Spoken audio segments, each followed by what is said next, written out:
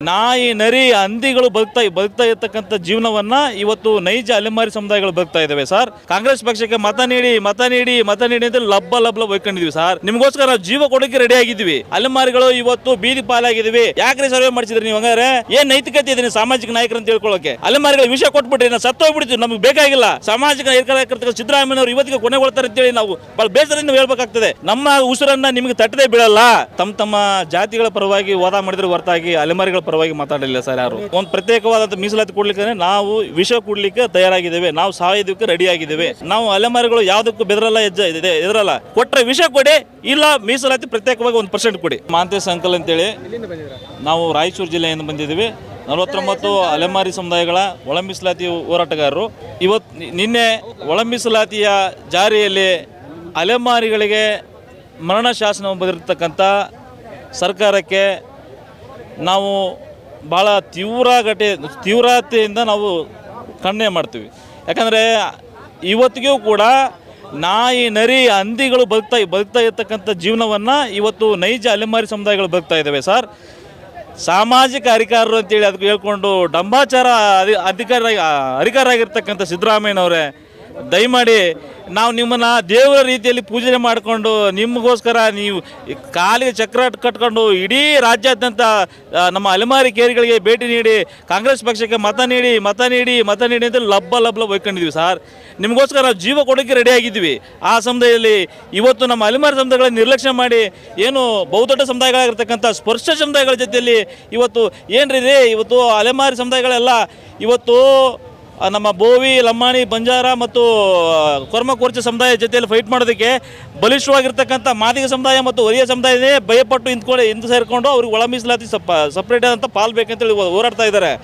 ಅಂಥವರೇ ಬೆದರ್ಕೊಂಡಿದ್ದಾರೆ. ಅಲೆಮಾರಿಗಳು ಏನು ನ್ಯಾಯ ಸಿಗ್ತದೆ ಸರ್? ಅದು ಆ ಗ್ರೂಪಲ್ಲಿ ಹಾಕಿದರೆ ಅಲೆಮಾರಿಗಳು ಇವತ್ತು ಬೀದಿ ಪಾಲಾಗಿದ್ದೀವಿ. ಒಂದು ಮಾನ್ಯ ಮುಖ್ಯಮಂತ್ರಿಗಳೇ, ನೀವು ನಮಗೆ ಪ್ರತ್ಯೇಕವಾದಂಥ 1% ನಮಗೆ ನೀಡಲೇಬೇಕು. ಇದು ನಮಗೆ ಸದಾಶಿವ ಆಯೋಗದ ವರದಿ ಪ್ರಕಾರ ಅಲ್ಲಿ ಕೂಡ ಸದಾಶಿವ ಆಯೋಗದ ವರದಿಯಲ್ಲೂ ಕೂಡ ಅಲೆಮಾರಿಗಳ ಪ್ರತ್ಯೇಕವಾಗಿ 1% ನೀಡಬೇಕಂತೇಳಿ ಇದಾಗಿತ್ತು. ಆಮೇಲೆ ನಮ್ಮ ಮಾಧುಸ್ವಾಮಿ ಅವರ ವರದಿಯಲ್ಲೂ ಕೂಡ 1% ಅಲೆಮಾರಿಗಳಿಗೆ ಪ್ರತ್ಯೇಕವಾಗಿ ನೀಡಬೇಕಾಗಿತ್ತು. ಪಾಪ ನಮ್ಮ ನಾಗಮೋಹನ್ ದಾಸ್ ಸಾಹೇಬರು ವರದಿಯಲ್ಲೂ ಕೂಡ ಪ್ರತ್ಯೇಕವಾಗಿ ನೀಡಬೇಕಂತೇಳಿ ಸಾಮಾಜಿಕ ನ್ಯಾಯ ಇಟ್ಕೊಂಡು ಯಾಕ್ರಿ ಸರ್ವೆ ಮಾಡಿಸಿದ್ರಿ ನೀವು? ಹಂಗಾರೆ ಯಾಕ್ರಿ ಈ ಒಳ ಮೀಸಲಾತಿಯನ್ನು ಇಷ್ಟೆಲ್ಲ ಖರ್ಚು ಮಾಡ್ಕೊಂಡು ಇದು ಮಾಡಿದ್ರಿ? ಏನು ನೈತಿಕತೆ ಇದೆ ಸಾಮಾಜಿಕ ನಾಯಕರು ಅಂತ ಹೇಳ್ಕೊಳ್ಳೋಕೆ? ಅಲೆಮಾರಿಗಳ ವಿಷಯ ಕೊಟ್ಬಿಟ್ರಿ, ನಾವು ಸತ್ತೋಗ್ಬಿಡ್ತೀವಿ, ನಮ್ಗೆ ಬೇಕಾಗಿಲ್ಲ. ನಾವು ಈ ಕರ್ನಾಟಕ ರಾಜ್ಯದಲ್ಲಿ ಸಾಮಾಜಿಕ ನಾಯಕರು ಸಿದ್ದರಾಮಯ್ಯವರು ಇವತ್ತಿಗೆ ಕೊನೆಗೊಳ್ತಾರೆ ಅಂತೇಳಿ ನಾವು ಭಾಳ ಬೇಸರದಿಂದ ಹೇಳ್ಬೇಕಾಗ್ತದೆ. ಎಷ್ಟು ಕಷ್ಟಪಟ್ಟಿದ್ವಿ ಗೊತ್ತಾ ನಿಮಗೋಸ್ಕರ? ನಾವು ಎಷ್ಟು ನೋವು ಪಟ್ಟಿದ್ವಿ ಗೊತ್ತಾ ನಿಮಗೋಸ್ಕರ? ಸರ್, ಕರ್ನಾಟಕ ಸರ್ಕಾರದಲ್ಲಿ ಎಷ್ಟು ಸರ್ಕಾರಗಳು ಬಂದಿದ್ದಾವೆ? ಎಲ್ಲ ಸರ್ಕಾರಗಳಿಗೆ ಅಲೆಮಾರಿಗಳಿಗೆ ಪ್ರತ್ಯೇಕವಾಗಿ 2%, 3% ಪರ್ಟಿಕ್ಯುಲರ್ ಆಗಿ ಮಾನ್ಯ ಮುಖ್ಯಮಂತ್ರಿಗಳಿಗೆ ಕಳೆದ ಚಳಿಗಾಲ ಅಧಿವೇಶನದಲ್ಲಿ ಬೆಳಗಾವಿ ಇದರಲ್ಲಿ 6,000 ಜನಸಂಖ್ಯೆ ಸೇರಿಸ್ಬಿಟ್ಟು ಒಂದು ದೊಡ್ಡ ಒಂದು ಹೋರಾಟವನ್ನು ಮಾಡಿಬಿಟ್ಟು ಅಲ್ಲಿ ಕೂಡ ಕೊಟ್ಟಿದ್ದೀವಿ. ನಮ್ಮ ಅಲೆಮಾರಿಗಳಿಗೆ ಪ್ರತ್ಯೇಕವಾಗಿ 3% ಕೊಡಬೇಕಂತೇಳಿ ಮಾನ್ಯ ಮುಖ್ಯಮಂತ್ರಿಗಳು ಕೊಟ್ಟಿದ್ದೀವಿ. ಮಾನ್ಯ ಸಮಾಜ ಕಲ್ಯಾಣ ಸಚಿವರಾಗಿರ್ತಕ್ಕಂಥ H.C. ಮಾದೇವ್ ಸಾಹೇಬರು ಕೊಟ್ಟಿದ್ದೀವಿ, ಪರಮೇಶ್ವರ್ ಸಾಹೇಬರು ಕೊಟ್ಟಿದ್ದೀವಿ, ಪ್ರಿಯಾಂಕ್ ಖರ್ಗೆ ಸಾಹೇಬರು ಕೊಟ್ಟಿದ್ದೀವಿ. ದಲಿತ ನಾಯಕರಿರ್ತಕ್ಕಂಥ ದಲಿತ ನಾಯಕ, ನಾವು ದಲಿತ ಪರ ಹೇಳಿಕೆಗಾಗಿ ನಾನು ರಾಜಕಾರಣಕ್ಕೆ ಇರೋದು ಅಂತ ಹೇಳ್ತಾರೆ. ಮತ್ತೆ ಹಿಂಗೆಲ್ಲ ಮಾಡಿದ್ಮೇಲೆ ಏನು ಮಾಡ್ತಿದ್ದಾರೆ ಹಾಗಾದ್ರೆ ಅವರು? ದಲಿತ ಎಂಬ ಪದಕ್ಕೆ ಇವತ್ತು ಭಾಳ ಕುತ್ತಿರ್ತಕ್ಕಂಥ ಪರಿಸ್ಥಿತಿಯಲ್ಲಿ ನಮ್ಮ ರಾಜ್ಯದಲ್ಲಿದೆ. ನಾನು ದಲಿತ ನಾಯಕರು ಅನ್ಕೊಂಡು ನಮ್ಮನ್ನು ಕೂಡ ಕರ್ಕೊಂಡು ಹೋಗ್ತಾರೆ ಅಂತೇಳಿ ಸಣ್ಣ ಸೂಕ್ಷ್ಮ ಸಮುದಾಯಗಳು, ನಮ್ಮ ಅಣ್ಣತಮ್ಮರು, ನಮ್ಮ ಸಹೋದರ ಅಂತೇಳಿ ಕರ್ಕೊಂಡು ಹೋಗ್ತಾರೆ ಮಾಡಿದ್ವಿ. ಬಟ್ ದಲಿತ ನಾಯಕರನ್ನ ಪ್ರದರ್ಶನ ಪ್ರೊಫೆಸರ್ ಬಿ ಕೃಷ್ಣಪ್ಪನವರು ಇರ್ತಕ್ಕಂಥ ಬದ್ಧತೆ ಈ ದಲಿತ ನಾಯಕರುಗಳಲ್ಲಿ ಯಾರಲ್ಲಿ ಇಲ್ಲ ಅಂತೇಳಿ ನಾನು ಭಾಳ ಶುದ್ಧವಾಗಿ ಹೇಳ್ಬೇಕಾಗ್ತದೆ. ಯಾಕಂದ್ರೆ ಭಾಳ ಆಕ್ರೋಶದಿಂದ ಹೇಳ್ತಾ ಇದ್ದೀನಿ. ದಲಿತ ನಾಯಕರು ಇವತ್ತು ನಮಗೆ ನ್ಯಾಯ ಕೊಡಿಸ್ಬೇಕಾಯ್ತು ಸರ್. ನಾನು ನಿಮ್ಮ ಬಂಧುಗಳು ಸರ್, ನಿಮ್ಮ ಮನೆ ಮುಂದೆ ಭಿಕ್ಷೆ ಮಾಡ್ಕೊಂಡು ಜೀವನ ಮಾಡ್ತಕ್ಕಂಥ ಬಂಧುಗಳು ಸರ್.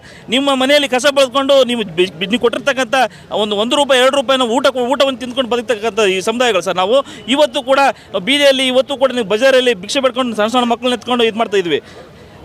ರಾಜ್ಯ ರಾಜಕಾರಣದಲ್ಲಿ ದಲಿತ CM ಗಿರಷ್ಟು ಕೂಗು ಮೀಸಲಾತಿ ಕೂಗಿಲ್ಲ. ನೀವು ನೋಡಿಷ್ಟು ನಾನು ಪ್ರಯತ್ನ ಪಟ್ಟಿದ್ದು ಇಷ್ಟೊಂದೆಲ್ಲ ಮಾಡಿದ್ದೀನಿ ಅಂತ ಹೇಳ್ತಾರೆ. ಇದ್ರ ಬಗ್ಗೆ ಒಂದಿಲ್ಲವ್ರು ಯಾರು ಚರ್ಚೆನೇ ಮಾಡಿಲ್ವಲ್ಲ ಇದುವರೆಗೂ? ನಾವು ಇನ್ನು ದಲಿತ CM ಮಾಡಿ ಅಂತ ಚರ್ಚೆ ಮಾಡ್ತಿದ್ರೆ ಹೊರತು ಇದ್ರ ಬಗ್ಗೆ ಒಂದು ಚರ್ಚೆನೇ ಆಗಿಲ್ವಲ್ಲ? ಅವ್ರಿಗೆ CM ಮುಖ್ಯನಾ ನಿಮ್ಮ ಒಳ ಮೀಸಲಾತಿ ಅದ್ರ ಬಗ್ಗೆ ಮುಖ್ಯನಾ ಅವ್ರಿಗಾದ್ರೆ? ಬಹುಶಃ ದಲಿತ ನಾಯಕರುಗಳಿಗೆ CM ಅಧಿಕಾರ, ರಾಜಕೀಯ ಅಧಿಕಾರದಲ್ಲಿ ಇಚ್ಛೆ ಇದೆ ಅಂತೇಳಿ ಇವತ್ತು ಗೊತ್ತಾಗ್ತಾ ಇದೆ. ಯಾಕಂದರೆ ಅಲೆಮಾರಿ ಸಮುದಾಯಗಳು ಅನ್ಯಾಯ ಮಾಡ್ತಕ್ಕಂಥ ನಿಮಗೆ ಯಾವುದೇ ಕಾರಣಕ್ಕೂ ದೇವ್ರು ಒಳ್ಳೆ ಮಾಡಲ್ಲ. ನಿಮಗೆ ಯಾವುದೇ ಕಾರಣಕ್ಕೆ ನಮ್ಮ ಇಡೀ 49 ಅಲೆಮಾರಿ ಸಮುದಾಯಗಳು ಇಡೀ ಶಾಪ್ ಆಗ್ತೀವಿ ನಿಮಗೆ. ಇದು ನಮ್ಮ ನೋವಿನ ಸಂಗತಿ. ನಿಮಗೆ ಇಡೀ ನಮ್ಮ 49 ಅಲ್ಲ 59 ಸಮುದಾಯಗಳು ಸೇರಿಬಿಟ್ಟು ನಾವು ಶಾಪ ಹಾಕ್ತೀವಿ ನಿಮಗೆ. ನಮ್ಮ ಉಸಿರನ್ನು ನಿಮಗೆ ತಟ್ಟದೇ ಬೀಳಲ್ಲ. ಮಾನ್ಯ ಸಿದ್ದರಾಮಯ್ಯನವರೇ ಮತ್ತು ಕರ್ನಾಟಕ ಸರ್ಕಾರದ ಎಲ್ಲ ದಲಿತ ಪರ ಏನು ಸಚಿವರು ಇದ್ದಾರೆ ಎಲ್ಲರಿಗೂ ಕೂಡ ನಾನು ಒತ್ತಾಯ ಮಾಡ್ತೀನಿ, ನಿಮಗೆ ಇನ್ನೂ ಕೂಡ ಸಮಯ ಮಿಂಚಿಲ್ಲ. ಇವತ್ತು ಕೂಡ ನೀವು ಚರ್ಚೆ ಮಾಡಿ ನಮಗೆ ಪ್ರತ್ಯೇಕವಾದಂಥ 1% ನೀಡಿ. ಎಲ್ಲ ಆಯೋಗಗಳು ನಮ್ಮನ್ನು ಪ್ರತ್ಯೇಕವಾಗಿ ಕಂಡಿದ್ದಾವೆ, ಎಲ್ಲ ವರದಿಗಳು ಅದೇ ಥರ ಕೊಟ್ಟಿದ್ದಾವೆ. ಆ ವರದಿ ಪ್ರಕಾರ ನಮಗೆ ಮೀಸಲಾತಿ ನೀಡಿ ಸಹ ದಯಮಾಡಿ ನಿಮ್ಮ ಕೈ ಮುಗಿತೀವಿ ಅಂತ ಇವತ್ತು ಕೂಡ ನಾವು ಒತ್ತಾಯ ಮಾಡ್ತೀವಿ. ಆಡಳಿತ ಪಕ್ಷದಲ್ಲೇನೋ ಓಕೆ, ವಿರೋಧ ಪಕ್ಷದಲ್ಲಿ ಛಲವಾದಿ ನಾರಾಯಣ ಸ್ವಾಮಿ ಇದ್ದಾರೆ, ಎನ್ ಮಹೇಶ್ ಇದ್ದಾರೆ, ಅವರು ದಲಿತ ನಾಯಕರಂತ ಹೇಳ್ತಾರೆ ಸರ್. ದಲಿತ ನಾಯಕರು ಅಂತ ಹೇಳ್ಬಿಟ್ಟು ರಾಜಕಾರಣಿಗಳು ಇವತ್ತು ನಾವು ನೋಡ್ತಾ ಇದ್ದೀವಿ ವಿಧಾನಸೌಧದಲ್ಲಿ, ವಿಧಾನ ಪರಿಷತ್ನಲ್ಲಿ ತಮ್ಮ ಜಾತಿಗಳ ಪರವಾಗಿ ವಾದ ಮಾಡಿದ್ರೆ ಹೊರತಾಗಿ ಅಲೆಮಾರಿಗಳ ಪರವಾಗಿ ಮಾತಾಡಲಿಲ್ಲ ಸರ್ ಯಾರು. ನಿಮಗೇನೋ ಯಾರಿಗಾದ್ರೂ ಮಂತ್ರಿಗಳಿಗೆ ಸಾಮಾಜಿಕ ಬದ್ಧತೆ ಇದ್ದಪ್ಪ 2% 3% ಮಾತಾಡುವಂಥ 2% 3% ಅಲೆಮಾರಿ ಸಮುದಾಯಗಳಿಗೆ ಮೀಸಲಿಡಬೇಕಂತೇಳಿ ಬದ್ಧತೆ ಇದ್ದರೆ ಮಾತಾಡಬೇಕಾಗಿತ್ತು. ಆದರೆ ಸ್ವಜಾತಿ ಪ್ರೇಮ ಇಟ್ಕೊಂಡು ನಮ್ಮನ್ನು ತುಳಿದು ಇವತ್ತು ನಮ್ಮ ಕೊಲೆ ಮಾಡ್ತಕ್ಕಂಥ ಸ್ಥಿತಿಗೆ ದಲಿತ ನನ್ನ ರಾಜಕಾರಣಿಗೆ ಬಂದಿದ್ದಾರೆ. ನಿಮ್ಮ ಕೂಗು ಎಲ್ಲಿವರೆಗೂ ಇರುತ್ತೆ, ಏನು ಮಾಡ್ತಾ ಇರ್ತೀರಾ ಈ ಕೂಗು? ಸರ್ ನಾವು ನಿರಂತರವಾಗಿ ಅಹೋರಾತ್ರಿ ಧರಣಿ ಮಾಡ್ತೀವಿ ಈ ಫ್ರೀಡಮ್ ಪಾರ್ಕಲ್ಲಿ.